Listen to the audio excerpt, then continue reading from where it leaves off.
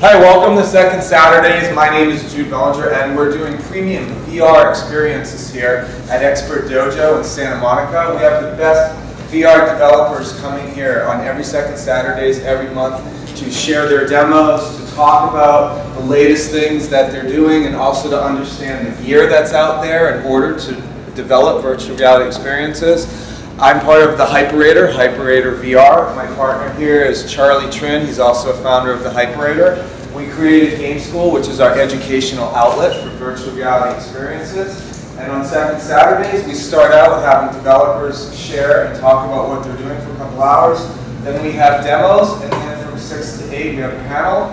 And then we have a party at night, so it'll be fun. Charlie, why don't you take it from here, introduce our developers today, and go from there. Awesome. Hey guys, I'm Charlie. I'm here with the Hyperator, and I worked with Disney. I was a game producer, and about 2 years ago I kind of left and started to look for the next exciting original content I could work with. And virtual reality became that really fun, exciting piece where now we're looking at content in a very different way. So we've been kind of, all of us doing our own research, but I think developers are kind of like the wild, wild west about what the technology is for virtual reality. So I wanted to get kind of all the developers together. And today we have Kelly from Disney, who is going to give us a little bit of background on the 360 cameras that are available. We're going to have Philippe here talking about the whole optimization process of how to build a game, what was it, the visual pipeline? Creative direction. And then we're going to have Tim, who's going to talk about the optimization of video. So we're going to go ahead and start off here with Kelly, who's going to introduce himself and talk more about 360 cameras. We don't have a mic, so just like project if you can. Thank you. So my name is Kelly Hirano for Disney Interactive. We've tested a lot of cameras. I want to first say that I am not a DP, so the technical side of it and f-stops and all. I know very little of that. And most of these things are global shutters, global iris and whatnot. So basically there's a consumer market out there. From last year to this year, there's been an explosion of 360 cameras. You're looking at one right here, the Samsung Gear 360. So everyone is a little bit different. So all these models up here are about $1,000 and under, right? So you have Kodak, which is this one, which is 2 cameras. It's 2 spherical cameras, and it's 1 stitch. Then you have something that's like the Gyoptic, which is 3 cameras, so it's 3 stitches. So, and they're all different. All the price points might be like, this is 800, the Bubble is 800, the Samsung is going to be, I think, 500 or 600. So it's well within the GoPro market, basically, is what that is. And so you can literally go out and start shooting 360 video, 360 photos right now, and testing it. That's what kind of everybody should be doing if they want to get involved in it. And even so much as this is a Theta S, which is, you just turn it on and literally hit a button and take a picture. So I just took a 360 photo of it. It also can live stream video with this right on YouTube. So and this is $350 at Sam's right now. Or Amazon.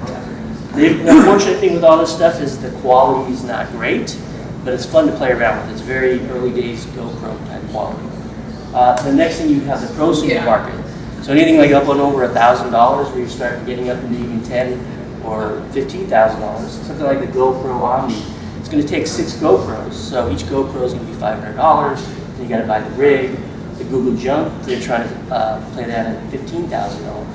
So the issue with these types of cameras, where there's multiple lenses, is you have to stitch all these images together. And things like the Omni and the Jump, those have their own algorithm to stitch it. So it goes up into the cloud, and it stitches 24 hours later, it comes down, and you have this nice spherical equirectangular image. The issue with stitching is you'll see vertical lines sometimes. So that's where, how the quality, if you really want to do it right for professional quality, they'll go back in and use Nuke or After Effects to blend those out, and that could end up getting quite expensive.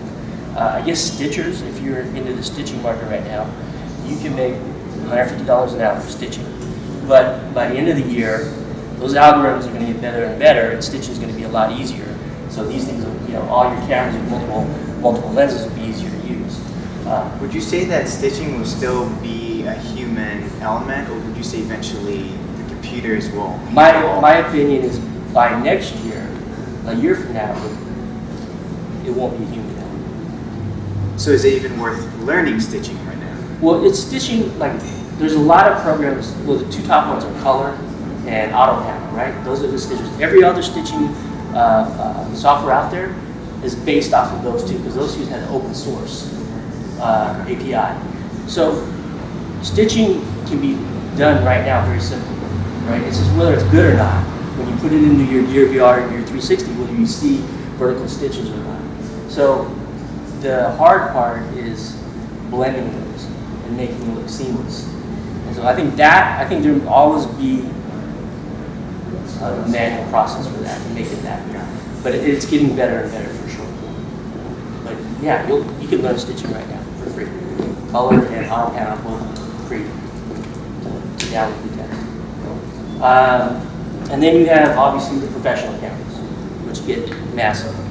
So you have Jaunt One, which is 24 cameras, and that's stereoscopic. Nokia Ozo 8 cameras with 8 microphones, Facebook surround sound 360. This is something that they created and also put out, their specs on how to build it. You can't buy that camera, but you can have the specs, and I guess the equipment to build it is around 30 grand. These are all massive. Jaunt you can't buy, you can't rent.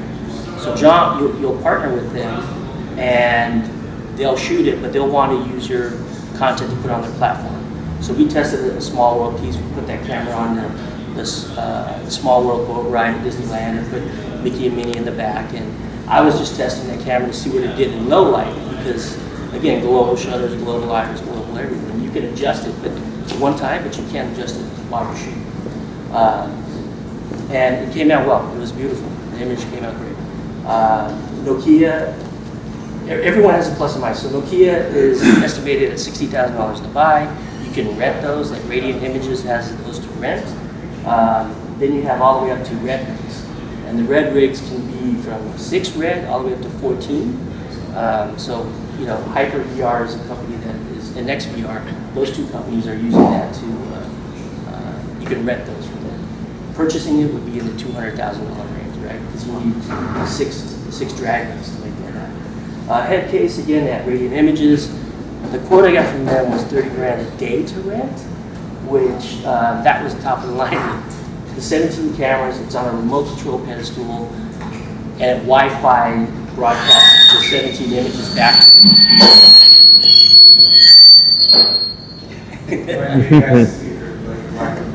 No. So one of the drawbacks for a lot of these cameras is parallax. You have multiple cameras, so you can't get close to the lens. Jaunt is 4 feet, so if you want to do something intimate or get close to a subject, the image will start crossing and get this blurring. The Condition 1, which just was announced at NAB, is a camera that allows you to get within 2 feet of it. So this one we're waiting to test. We're trying to put this out in Animal Kingdom for animals. But this one is interesting. 16 cameras, audio mics all around it. So that one is something to look. Again, you can't rent it, you can't buy it. That company, Condition 1, wants to be a production services company, so you'd hire them. They bring their company in, or their camera in, to help shoot it. And then in the future is Lytro. Lytro is developed. This is when you drop the lens and it looks very futuristic. Like it's slowly getting upgraded. Totally, yeah, absolutely. So I'm not sure when that's going to come out. But Lytro is all about light field technology. They just announced at NAB that massive cinema camera where it literally takes a volumetric video of people. So you literally go back and move around these images as you take them. And they're creating a VR camera that will be light field paving. So that should be interesting to see when that comes.